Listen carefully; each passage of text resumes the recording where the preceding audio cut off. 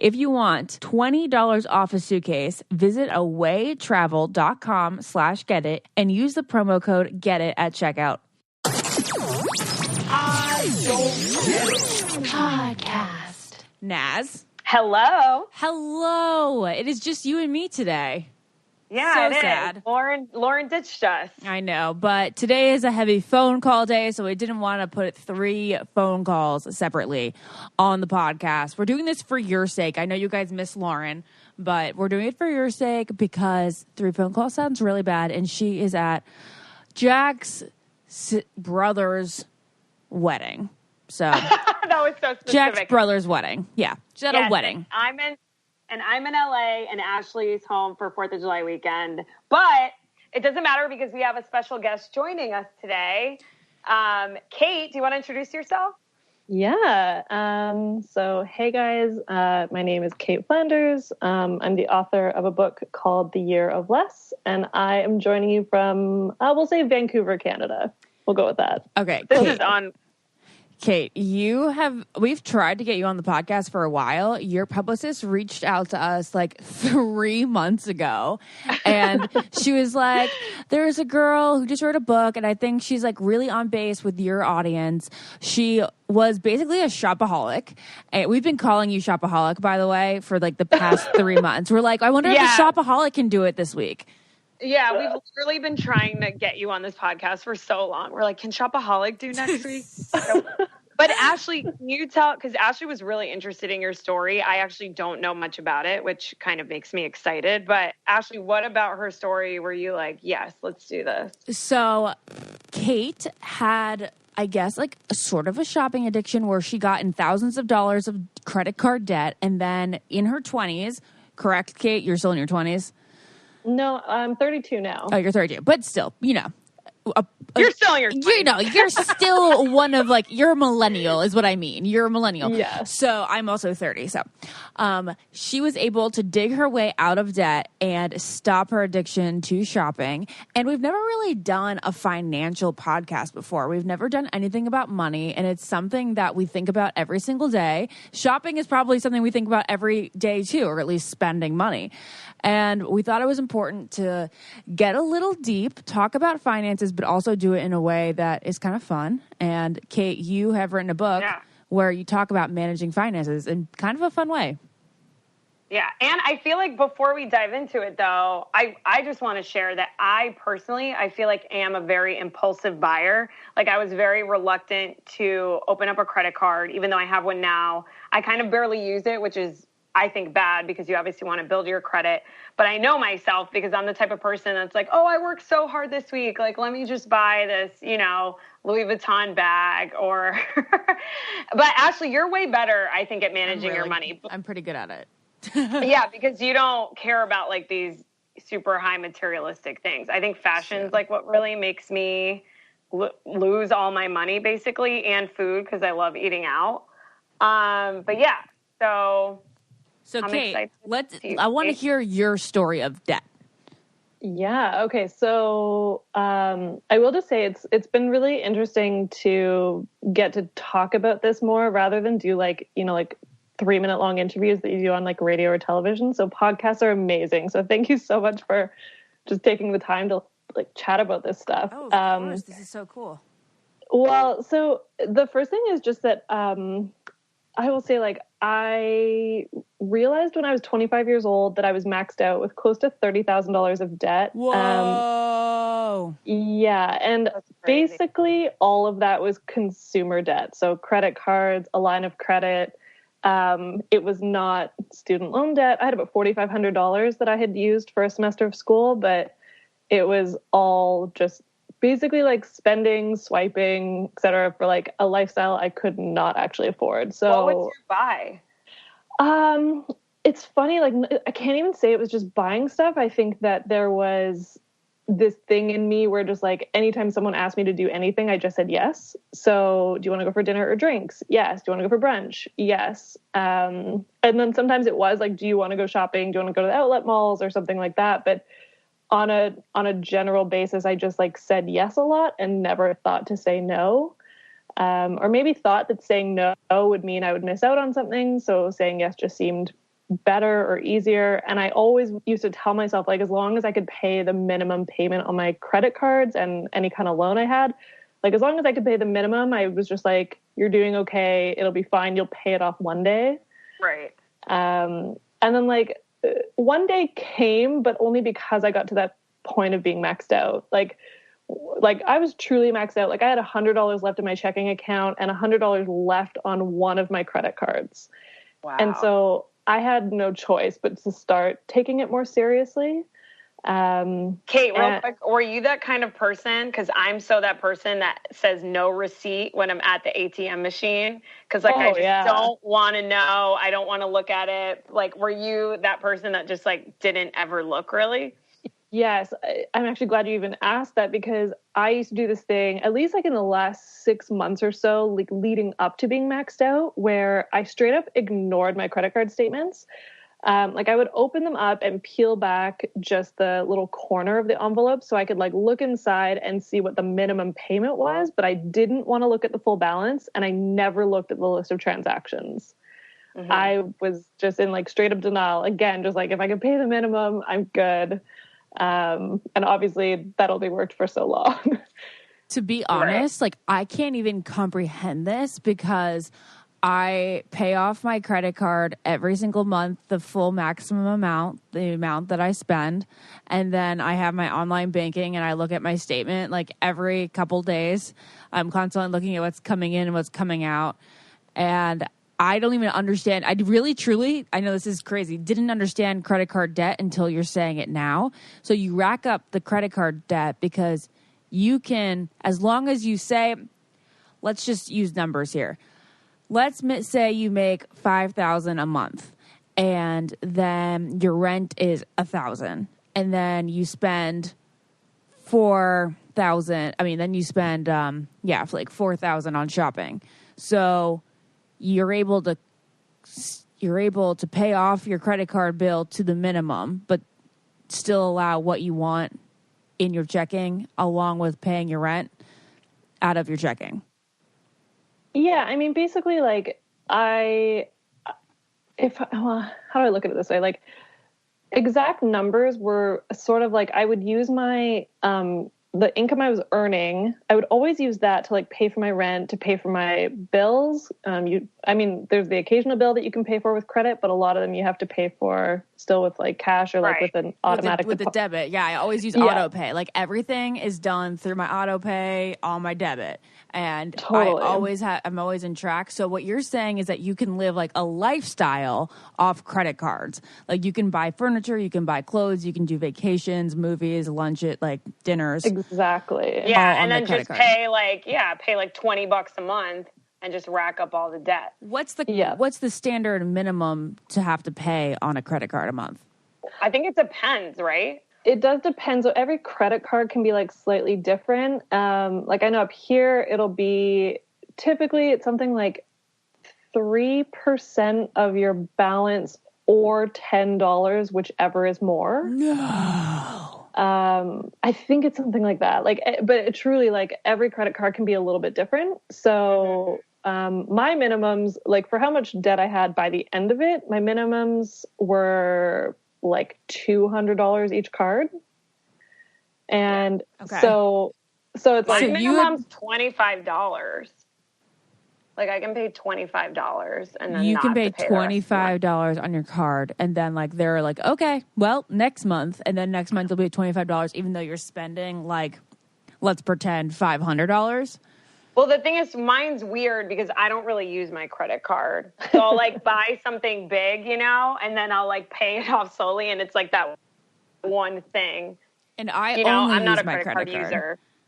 Yeah, I don't like using my credit card. I like using my debit. My dad is always like, don't use your debit because it's like dangerous and people are going to steal your shit. And I'm like, okay, well, keep charging it, which I like the debit because I like to see it leave my account immediately so you can really keep, count. Right. Yeah, but that's me too. Yeah. I'm so OCD. So it's like, that's why I don't like using my credit card because you have to remember to pay it off. So I'd rather just pay everything with the money I actually have because then it's like done. I don't have to think about it. That's what I like too, but apparently you need the credit. You need to have a good credit score. So I just use my credit card all the time, and I'm like, fine, I'll just wait till the big chunk leaves. I mean, I prefer little chunks throughout the month, but the big chunk, whatever. Do what I gotta do.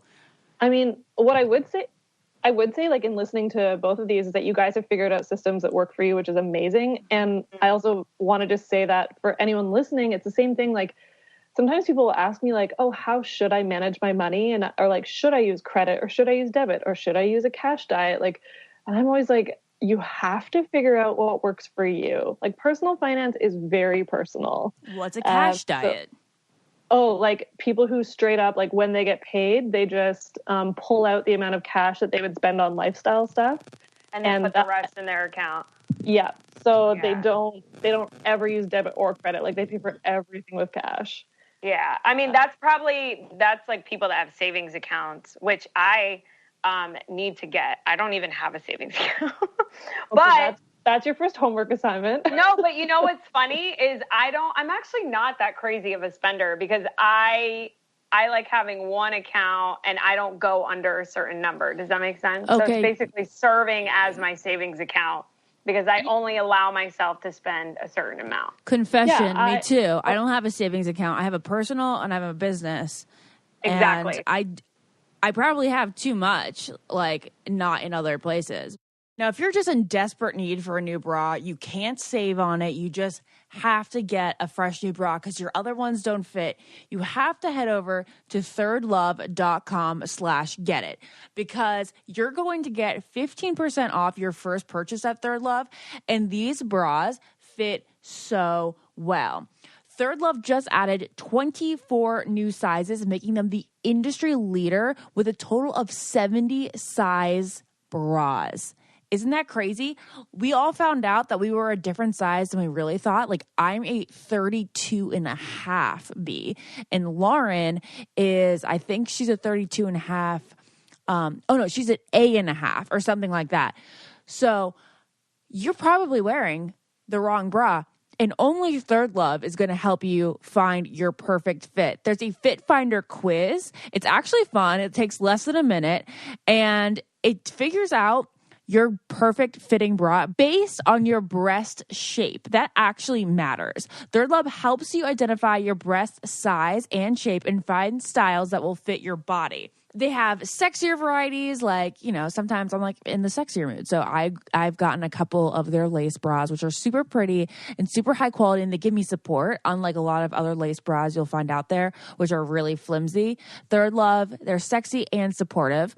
They have cups from A through H and bands up to 48. Each size is designed specifically for a perfect fit. 50% of women fall between the industry cup sizes, but there are a lot that don't. So Third Love invented that half cup sizing that Lauren and I have found works really, really great for us. It's really comfortable. They're tagless labels, no itching, straps that won't slip, and ultra soft smoothing fabrics. There's a fit guarantee. So if it doesn't fit, just return it, and exchanges are free and easy. So go over to thirdlove.com/getit right now to find your perfect fitting bra and get 15% off your first purchase. That is thirdlove.com/getit for 15% off today. Tell me, Kate, what is the point of a savings account when you do keep a good amount in your checkings? Right. So it just depends on which savings account you could find. I don't know enough about like all the different banks in the States, also because there's so many of them. Mm-hmm. But I would say if you could, there's a bunch probably of different websites in the States where you can compare savings accounts. And if you looked for something with a good interest rate, that is the point of having one. Because in a checking account, typically you're not going to get paid anything for having a balance in there. Right. Whereas a savings account, it's not always big, but even if it's like a percentage or so, like that's a lot more than nothing. Right. Like we could be making money basically on our money just sitting there. So yes, exactly. This may be like a dad question, but he always says, of course you should have a savings account, but like savings accounts, it's bullshit. You should be like really investing your money because like you're going to make like an extra like couple hundred a year just being in the savings account. Whereas like if it's in companies, that's when it can really grow. Yeah. Yeah. I think you definitely have to diversify your portfolio. Yeah, Kate, is that what you do with your money now? Yes, absolutely. So, like a couple things, like my budgeting strategy now is so different from when I was paying off my debt. Like now I think it's Ashley who said that you use credit for everything. Yes. Well, pretty much, cash for like 7-Eleven runs and coffee, but but credit for most things like over $20. Yeah, so I'm exactly the same. I use my credit cards for basically everything now. Like I have a rewards credit card because I'm the same as you. I can pay it off every month. And so I feel comfortable now using them that way. I don't use debit that much. I guess maybe to like deposit checks if I ever get them, which is weird if I do. And then I do have a few different savings accounts for various things. Like one, being self-employed, I have to save money for taxes. And same with us. Yes. So that is why I use one of my savings accounts. And then another one is just sort of, I call it like my emergency fund. And there's like, it's actually similar to what you guys are talking about of like having, you keep a large balance in your checking. I just have it in a separate savings account. And it's this amount of money that helps me feel comfortable with being self-employed. Right. Like I know that if I didn't get paid for a few months or something, like I would be okay. Yeah, it's a cushion. The greatest thing I ever did was invest in getting an accountant, which I did this year. So I totally feel like an adult. And I just don't understand, Kate, how people out there on their own, I'm sure this is probably why you found yourself in the space that you were in, like managing your money and just finances in general and like taxes and just like all the forms that we get in the mail. Like, I don't understand how anyone can keep track and do it on their own. Like it literally is a whole other job. Oh, yeah. I don't know how anybody does it without an accountant because in my adult life, either I worked with my dad's accountant and then Naz was so very kind to share her accountant with me. And now he's working with Jared. And he's great. He like really understands the entertainment industry and like all the weird ways of getting money here. That's amazing. But yeah, I heard that Jared was like still writing checks to pay bills recently. I was like, true. Jared, the hell? Because everything with me is on auto pay. Like I don't think about anything I never think about paying a bill. Everything's on auto pay. And he's like, I know, like I gotta do some. But then he told me that some credit cards are on auto pay. It's just his car payment isn't. And I was like, okay. So I don't know, but we still, but yeah, so our accountant, or at least with me right now, he's doing quarterly taxes. Like I go and I do my taxes every quarter, and that is well, it's hellish the day that I do it every 3 months, but it actually makes so much sense. It makes me feel so much more organized. Like I'm not going to miss out on I'm not going to lose money at the end of the year that I don't need to because I have so much organized. And I know we're getting really off track, but I know. Don't worry, she's doing the same with me too. It's a good idea. We may not talk a lot about finances here on the I Don't Get It podcast, but we do talk a lot about sex. And we are going to enhance and revolutionize your sex life with this discount code, 20% off at lovehoney.com/getit.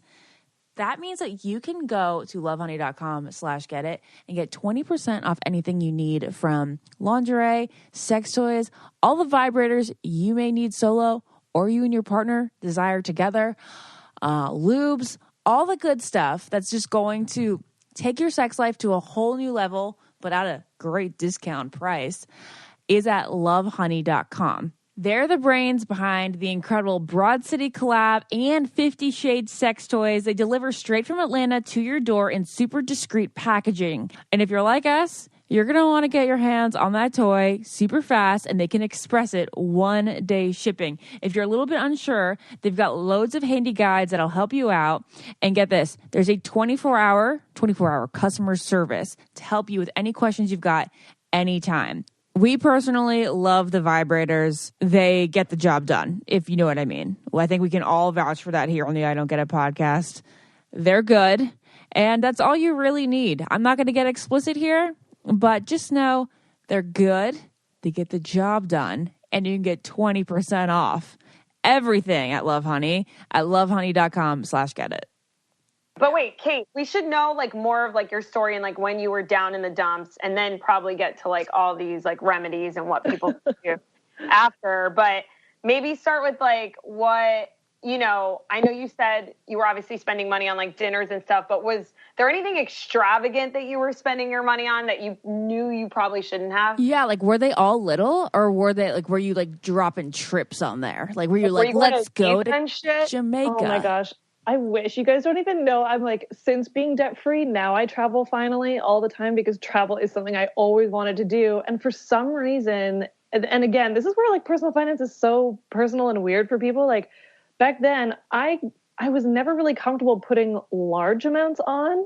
So it really was a lot of little stuff that constantly added up. I mean, there were still things in there that would be a couple $100s. The largest thing I ever put on there was a brand new couch at one point. But other than that, no, I didn't. I would say I didn't put at one time anything over maybe like $1,200 on it. But everything truly was probably like under $100, and it just kept adding up. But can I ask you something candidly, Kate? Yeah. Oh my gosh. Doesn't everyone kind of have an idea of what's in their account? So how much of it was you like actually ignoring the fact and maybe pretending that you had money you didn't have? And how much of it was just genuinely not knowing?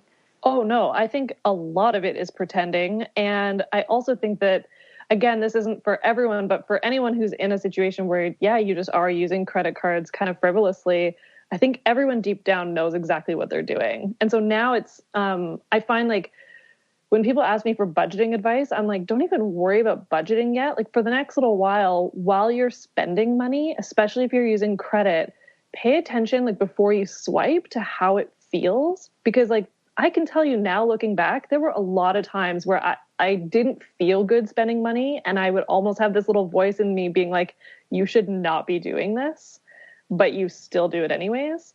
And so I'm like, I just wonder like how much we could be saving if we actually started listening to that little voice. Yeah. I'm That's curious. really interesting. I'm curious to get to like the why. Like, do you feel like you had a lot of friends that had a lot of money and you were trying to maybe keep up with the Joneses, or maybe you didn't have a lot of money growing up, but what do you think was your reason for kind of pretending that you had this money that you didn't? And you were how old when this all accumulated to 30,000? I was 25. Okay. So wow. I would say I don't think I started to figure this out until the past few years. But I really think that, unfortunately, looking back at all of that, I would say that most of it came from a lack of self-confidence and self-worth. And so I liked being the person that everyone wanted to like hang out and party with. Mm-hmm. And I liked, I don't know, like I wrapped up my identity in that in a lot of ways. And so I always wanted to be there and always wanted to go to those things and just have that fun with people, because I really was worried that if I didn't, I don't know, like no one would like me, or they'd forget about me, or I would miss out on something. And it felt good, even though like the money stuff didn't feel good. It felt good to be around those people, I guess. So, I mean, that wasn't for every single purchase, but that's just something I've really looked at, because in the book, I talk a lot about how like things I realized in the year where I didn't shop at all was that I think like deep down, a reason that I used to binge consume a lot of things. So not just shopping, but binge drinking, binge eating, even things like binging on like Netflix. Like I think if I really look at it, it usually came from a place of like loneliness and not wanting to deal with some kind of feeling that was going on inside of me. And I think once I sort of opted out of all those things, it's like you have no choice but to sort of face the feelings that you're feeling. Mm-hmm. But I just, for a long, long time, I was not comfortable with that. Do you feel better now that you have faced all those issues? Yeah, I mean, I don't think any person's going to walk around and tell you that they feel amazing all day, every day. But I think that especially the year where I decided to like not buy anything at all and just sort of learned a lot about myself as a consumer in that, I really realized like the most important thing I had to do was start just accepting myself for who I was, and now can make a lot more decisions just really easily and more comfortably now, because I know who I am and what actually matters to me or what doesn't matter to me. So it's a lot easier now to say like yes or no for the right reasons. Okay. Oh, sorry. I was going to say, I think you just said You didn't buy anything for a whole year? I did. I actually didn't buy anything for 2 years. Whoa. Yeah. What does that mean, though? Like food, too? No. Like, no. And it's funny. That's sort of like a popular topic right now, this thought of like extreme frugality. And that I definitely do not classify myself as being frugal by any means. I challenged myself for a year at first to just not buy anything, like unless I absolutely needed it.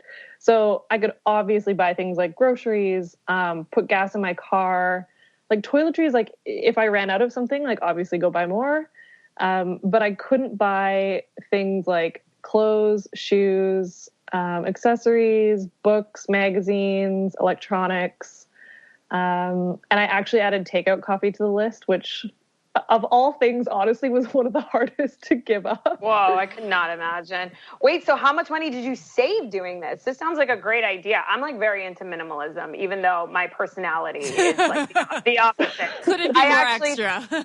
I live in a studio and I'm like, one day I'll have a 1-bedroom. And then the other day I was like, why do I need a 1-bedroom? I don't need a 1-bedroom. When I meet someone and I move in with them, you know what I mean? Like, yeah, I just feel like I think we need all these things and we don't. Yep. Even though sometimes I do need like a pair of shoes, you know? So to answer like the first question just quickly is that year or the first year, I saved $17,000. Damn, girl, damn. Wow. Good job. Yeah. Go Glen Coco. That's crazy. It was pretty wild, especially because the reason I started that challenge was because I was already debt free, but I realized that I had basically gone back to spending all my money. Right. So I wasn't going back into debt or anything, but like every month I would say like, I want to save 20% of my income.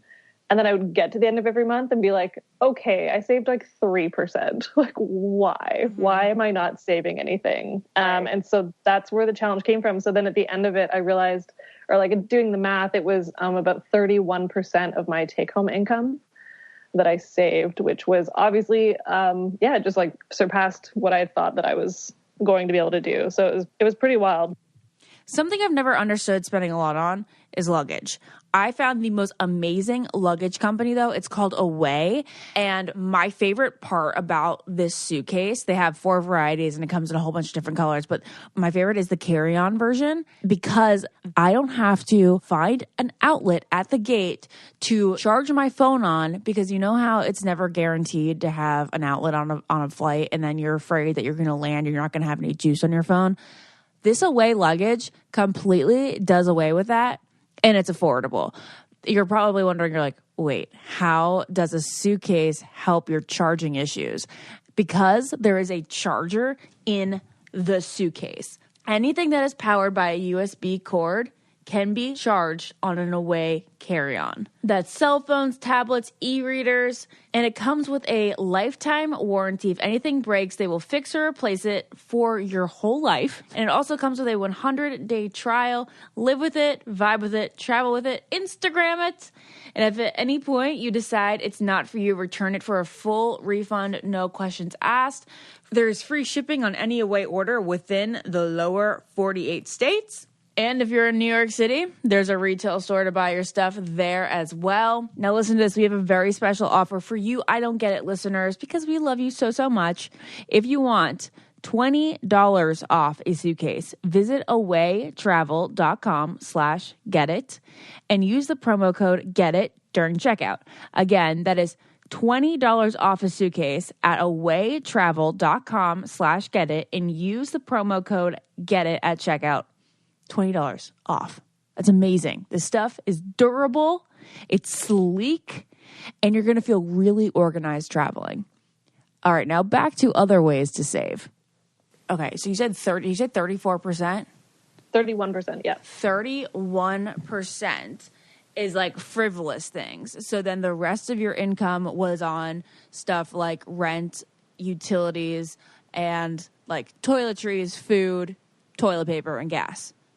Yeah, okay, so at the end of that year, again, I had actually just said to you guys, like, I used to want to travel all the time, and I could never afford to when I was in debt or when I was paying off debt. Mm-hmm. But that year, even, like when I wasn't buying things, I actually, on top of saving $17,000, I also spent about $10,000 on travel. No way. So I actually, if we did percentages, I lived on 51% of my income. So that would be like rent, groceries, even like entertainment, whatever. And I saved 31, and then I spent 18% on travel. Would you go to the movies? Yeah, that's what I was going to ask. Yeah. I would say probably not often, but Because you don't need... Okay. So you didn't like buy materialistic things. You did buy experiences. Yes. Yeah.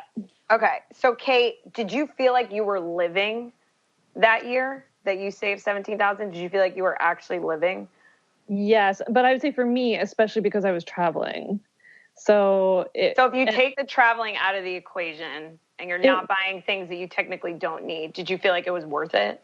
Yes. Still yes. Because I really got to the end of that year, and not only like kind of like I said, like I figured out who I was for the first time, but I also just really realized what mattered to me, and like the things that were the most important were my family and my friends, and I felt like I had deeper relationships with all of them. Mm-hmm. I still spent time with people. Like I didn't get takeout coffee, but I still was allowed to go to restaurants, and so I didn't go a lot. I found like kind of as the year went on, I was spending a little less and less on restaurants, but I was still going, and I still eat out now. Like I certainly don't believe that like the only way to save money or to cut back or anything is that you just have to like slash everything. And if anything, I would actually say that back when I was 25 and I was maxed out, the worst thing that I did for myself was be as aggressive as I was with my debt repayment then, because I was so mad at myself back then for how much debt I had that I really back then truly did not give myself any kind of fun money. Mm-hmm. So back then going to the movies wasn't an option. Like I just didn't do that. I didn't really go out for drinks very much. Like I didn't do things. And instead I sort of just like told myself that I had gotten myself into a mess, and I like was punishing myself to get out of it. This was the first year? No. This was way back when I was 25. Okay. So this is 25. Didn't you do 2 straight years of buying nothing? Well, it came after though. So this is where it is. Like I wasn't in debt when I did the shopping ban.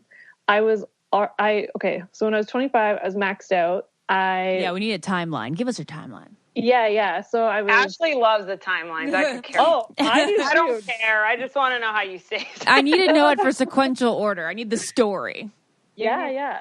No, and it's good because a lot of people do just think that I did the shopping ban to pay off debt, and I'm like, no, like it was a personal challenge. Yeah. So right. No, so I was 25, paid off my debt in 2 years, which sounds great, but again, was super, super aggressive and really hard on myself. And I think because of that too, I really didn't take the time to learn like what my spending habits were, or like why I had been an overspender. I didn't know how much money I used to spend every month. Like I didn't know any of these things. And so then when I was debt free, so I'm 27, and it's like I have all my income to myself again. And that is when I would say I would love to save 20%, but I could never do it. Like I think once in an entire year, I might have saved 20% of my income in a month.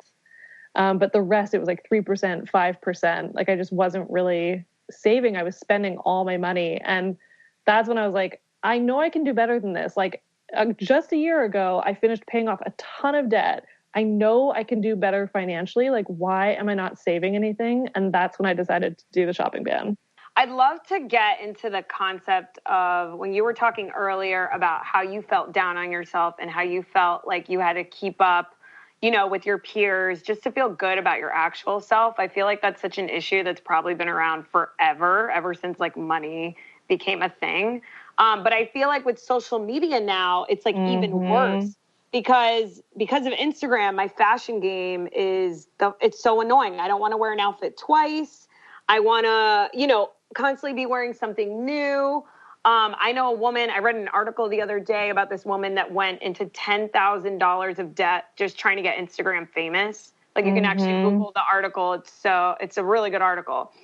And I don't know. Don't you guys just think it's crazy that, like, in a way, some people believe, I actually believe money can buy happiness. But But it makes me sad that money is such a factor in people's happiness and like how they live their life and how they feel about themselves. I don't want to spew out like numbers that I don't actually know, but I know that if you Google, there's an amount of money that people hit, and then they are either no more less happy. I know what you're trying to say. Okay, It's like they, after you make a certain let's, amount of money, after you make a it's like certain, it doesn't matter how much you have more than that. You're just the same amount of happy as right. the next person, which I actually kind of a little disagree with, because, for example, I am at that mark where I have that much money, but my parents don't have a lot of money.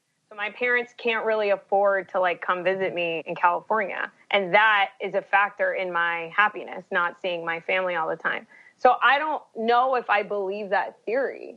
You know what I mean? I feel like money can buy a lot of things that would actually make you happy, I think, personally. I've got an idea for you guys. If you are decorating your house on a budget, you're probably getting new artwork, framing old things, printing out new pictures. You've got to use FrameBridge when you're decorating a new place. It makes everything super easy and affordable when it comes to framing. I got this big family portrait for Lauren in my new apartment, and it's custom framed and beautifully printed because of FrameBridge. And it was none of that hassle as like having to bring a picture on a little drive and like handing it over at the pharmacy and getting it blown up and then finding a frame for it. And then there was this NSYNC poster that I wanted for our glam room. The thing is a very weird size. It's always been a very weird size. I've always had to have like some weird white border around this NSYNC poster. And that's driven me crazy, and it's never looked good. But then I sent it over to FrameBridge. They custom framed it. So it perfectly fits the image. And I got it for cheaper than I could get anywhere else. We went to framebridge.com, and if you guys go to framebridge.com, you will get 15% off your first order when you use our code GETIT, GETIT. All their prices start at $39, and all shipping is free. That takes so much money away from things because shipping artwork is expensive, but not at FrameBridge. So get started today. Frame your photos or send the perfect gift for a wedding, birthday, anniversary. Framebridge.com. Use the promo code GETIT, GETIT, and you'll save an additional 15% off your first order. We used our code GETIT. We saved from it. Now it's your turn. Framebridge.com, promo code GETIT. Do you guys think money can or can't buy happiness? Because like even if you have a certain amount of money, if your friends don't have that amount of money, they can't really go on trips with you. You know, if your family doesn't have that amount of money, and then if you don't have anyone, if you're single, do you really have anyone to like share it with? Okay, you know? So I totally understand that because I remember being a Jonas fan, and I'd be like, what do you mean you can't go to that concert? Like, you have to go to the concert because I'm not going to be happy if you don't go to the concert with me. And then I would just end up paying for their ticket so they can come with me. Yeah. See, I couldn't go to a lot of concerts growing up. Kate, what's your take on like if money can buy happiness or not? And just the concept of people trying to have more than they actually have just for that reason. Well, okay, so like the happiness topic, I would say it would be awful of us to try to be like, oh no, money doesn't make anything better, because there are a lot of people who don't have a lot of money, and that's awful of us to be like, oh no, like money doesn't help anything, when a lot of families are probably like, yeah, it would help you with a lot of things. Exactly. So I also think that as part of that though, like money can't, or if you're spending it on the wrong things or for like the wrong reasons, it doesn't make you happy. So I think like, yeah, if you know what makes you happy, like absolutely making money and being able to travel makes me very happy. But it's like the being able to travel part, right? So if I looked back at what I was doing years and years ago, I wasn't that happy because I wasn't actually doing the things that like I wanted to do. Mm-hmm. I was doing a lot of stuff because like I felt like I had to keep up. Mm-hmm. And that was not making me happy. So it's just really interesting. I kind of look at it as like, if you're spending it on what is right for you, then yeah, it would absolutely bring you happiness. Okay. Right. What advice do you have to people that kind of search for their happiness in money that they might not have, or in material items, just to kind of, put not perceive, but, make it have the perception that they have some sort of status that they don't actually have? Yeah, it's like, oh my gosh, this is like such a big topic in some ways because like it's, it will look a little different for everyone. I think like, for one thing, when you were starting to talk about social media and how it's kind of making things even worse in that, I would say something that really has helped me over the past few years has been learning that it's okay to unfollow accounts on social media. Okay. Like I'm a huge lover of Instagram. I'm on there all the time, but I won't follow retailers. I've realized with retailers, like specifically just that the only things you're going to see is like sales or stuff to buy. Like, and they're like brands I love, but like, I don't need to follow them on social media. It doesn't mean I'm not going to buy from them. I just don't need to follow them on Instagram. Okay. That's good advice. So that's one. At the same time, unsubscribing from newsletters. So like stuff we get in our inboxes. I think like, again, I used to have this thing where you just felt like, well, that's one of my favorite stores, so I should stay subscribed. I don't know, like, and same thing with social media, like almost because you feel loyal to them or something. I'm like, that's not true though. Like, it doesn't matter if you follow them anywhere or if you get any kind of notifications. Like, you can still buy stuff from them when you need it. So kind of like unsubscribing, unfollowing are like the biggest ones. It's the same thing with certain accounts. Like if you follow accounts that make you feel bad, like just don't follow them. And it's okay. And it doesn't mean that you don't like that person or you don't like what they stand for, but like, if something about the account makes you not feel good, don't follow it. It's so funny you bring this up because literally last night, Ashley, I realized that when, you know how you're just mindlessly scrolling before bed? Lately, I've been having some issues like falling asleep because I'm like on my phone. I'm sure that happens to a lot of people. Yeah. So I was just mindlessly scrolling last night and I was like, oh, some of the accounts I follow are just so dumb. Like some of them are retailers. And they're not really dumb. They're dumb in the sense where they're not making me any smarter. I'm not really learning anything by just seeing, fashion post after fashion post. Right. And last night I decided actually to unfollow some accounts and I followed other accounts like Entrepreneur Magazine, Science, like @Science is a really good Instagram account. And I literally was like looking up accounts that I can follow to make me smarter. That's so interesting. That's so ironic that we did this today. I know. Well, we're on Instagram all the time. So why not use, choose to follow Forbes or like Time Magazine or just, you know what I mean? A lot of my news outlets are obviously entertainment news outlets. And there was just a part of me that was like, I need to really expand here, if this is where I'm spending all my time. And I love that so much also just because it makes me want to make sure that I add this point, which is that like we as like humans, like we are consumers. We consume all the time and it's not just the things we're buying or bringing into our home. Like it's what we eat and drink. It's the information that we get. It's the accounts we follow. Like, and so as part of that though, like we are actually in a little bit of control over what we consume. And I think like I try to look at it now as like, I just think overall I'm like a more mindful consumer. So if I can tell that like reading a certain blog or following a certain Instagram account even, or even just like being on Twitter hasn't been as fun for me lately. So I'm like, I can just pay attention to how I'm feeling, being like, like something's not working here anymore. And then just decide to either unfollow things or spend less time on it. And just figure out what's actually going to feel good, because we are in a little bit of control of the stuff that we consume. There are many times in my life where I'll just be like, damn, life is freaking expensive. Like just living like the first world necessities. Like whenever you go to the grocery store, you go to Walmart, or like even today, for example, I was like, oh, I lost my SD card reader. And I was like, all right, go on Amazon. There's $30. It's just like there's certain little things and they add up every day. And you're like, well, what did I spend on today? Everything you kind of needed. Like you didn't go to the mall and like shop for clothes. You got stuff that you needed for your business or your food or your health or something like that. So like how much do you think people spend on that? And is there any way to really limit that down? I think like I'm a big believer in, yes, like looking for things in your budget that you can cut out. But I'm also, it is just a fact. Like there is only so much you can cut back on. Like at some point you strip it back as bare as it goes and there's like not much else to do. And so at that point, like if you really are needing more money, like in personal finance, there's sort of two rules. You can spend less or you can earn more money. And those are why can't like, we all just earn more? I know. You know what's funny you bring this up, Ashley, because it's the amount of money that people have and spend is so subjective, right? Like I remember I was in line at Trader Joe's and I live by myself. So I bought groceries, and normally my groceries for the week, because I eat out a lot. So, I get a couple of snacks here and there. I get like a tuna salad, like I get like stuff that I know I'm going to eat. I never have extra food because it's me by myself. So normally it's $40.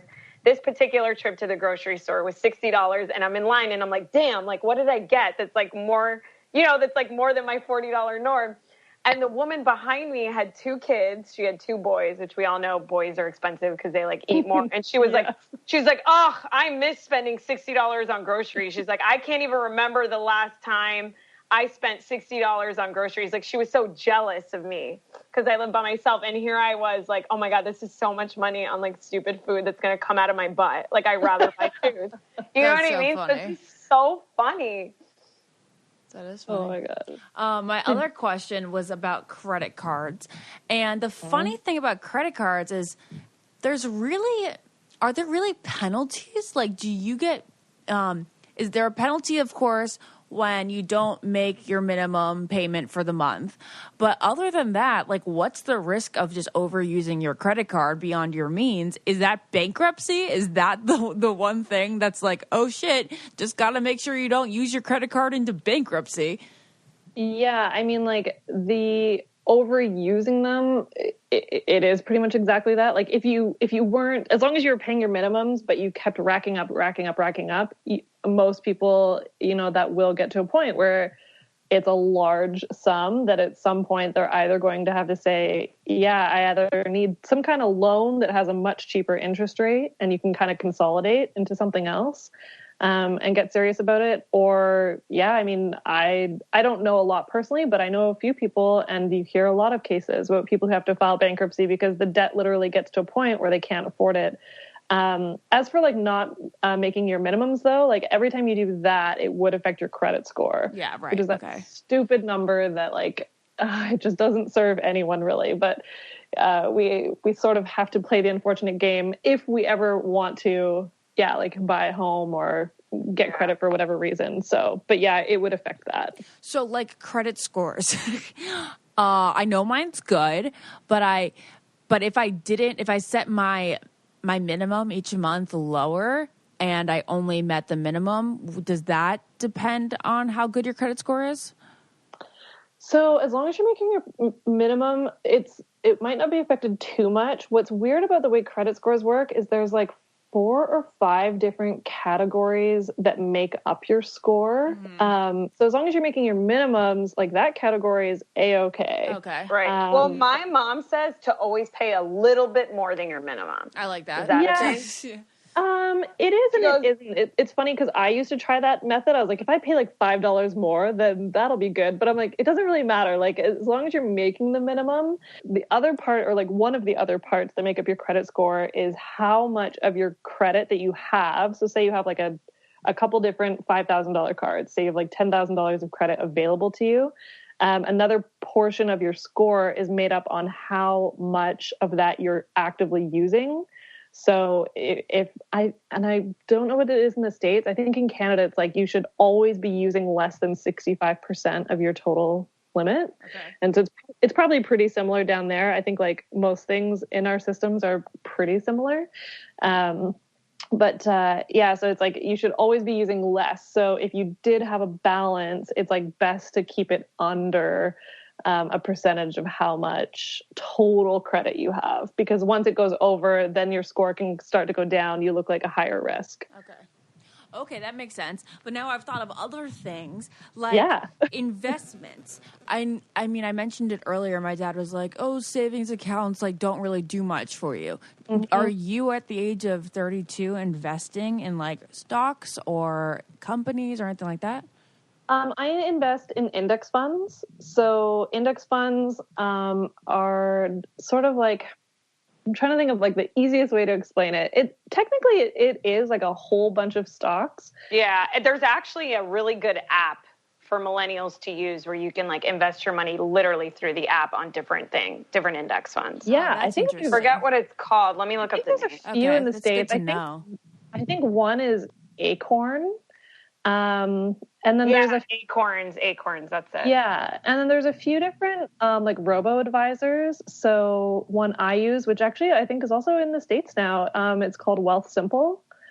And so that is like an investment place. So I'm not giving like investment advice, but it's like, there's a bunch of different robo advisors out there, which is really great for millennials. Like it's a lot easier for us to just deal with everything online because that's where we live. And that's that's how we operate. Right. So Wealthsimple, and then in the States, there's also Betterment, and there's probably a whole bunch of others. But those are probably like the two biggest names. And basically index funds are set up to sort of match the S&P 500, which is just part of the stock market.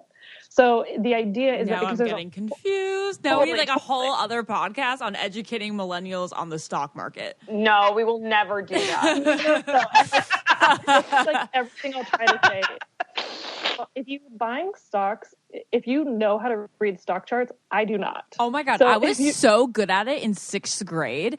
We had a lesson like a couple weeks in math on how to do stock markets, and we invested with mock money, and I did such a good job. But now I have no memory of that. Why didn't we do that in high school and college? Yeah. It's so dumb that like our school system, I don't know about Canada, but I had one class in college called personal finances. And that's probably the most important class I ever took that taught me all of this stuff. Oh, we don't even have that. So it's so bad. No one talks to people about money. It's so crazy. I didn't even have that class in college. Good for you. Yeah, we definitely didn't have anything like that in high school and anything. But all I will say is like with index funds is that it's basically like the least risky sort of way of investing in that, because there's so many different stocks. Like if you bought one stock and it went down like a lot, you'd lose like all your money. But the idea of an index fund is that there's a whole bunch of stocks in it. So like they're kind of all moving up and down a little bit. And overall they're designed so that you will earn money on them.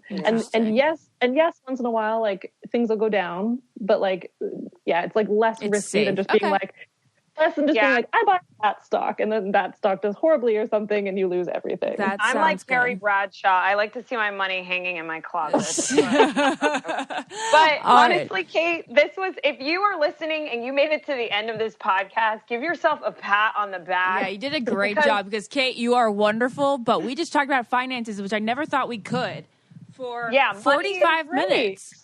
Money is such a tough one, but I think it's important for all of us to talk about it, especially in this culture where people are trying to keep up through Instagram and they just want to look cool and have the next best thing. So you were so informative, and it's inspiring to see how much money you saved after you were in so much debt. Tell us the name of your book and where we can get it and where we can find you. So the book is called The Year of Less, and you can find me on my website, kateflanders.com, or like I said, I do hang out on Instagram at Kate Flanders. Great. Thank you, Kate, so much. This was so informative. And thank you so much for having me. Talk to you later. Bye. I don't get it. Podcast. This podcast is brought to you by Wave Podcast Network. Check out all of our shows, including the Brain Candy Podcast, I Don't Get It, Babes and Babies, Coffee Convos, and Let's Talk About It.